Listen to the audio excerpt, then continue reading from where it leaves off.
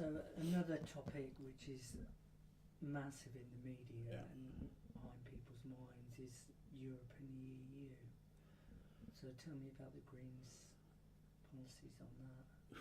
We're part of Europe. That's always going to be the case. But we've got to make Europe work for people, not for business.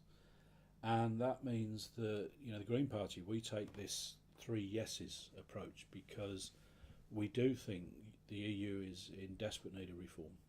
It works for the bankers, it doesn't work in terms of people's rights, and it's too remote, and we need to bring power back in towards the people at a more local level.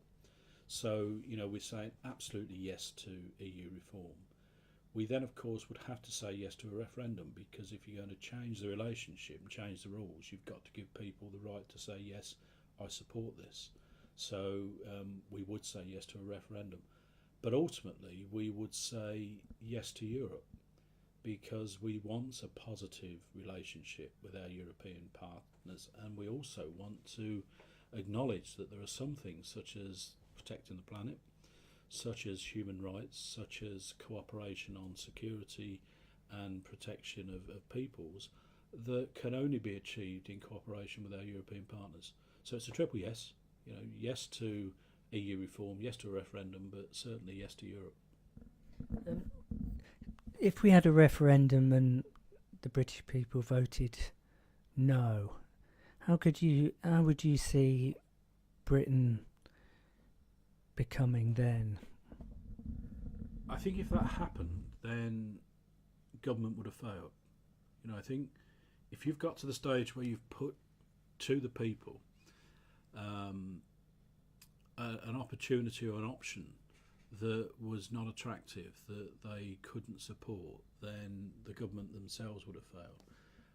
It would leave us completely isolated. It would take us back decades. And I know there are those that believe that we just need to trade with Europe and we don't need to be part of anything more than just being good friends. But you have to understand that the EU will always be there. And if we're not in it, the rules will still apply. And before people trade with Europe, we'll still have to abide by those same EU regulations if we want to sell our goods across the waters. So it makes little sense, and I would hope we can convince people that yes, it needs changing, but isolation isn't the way forward.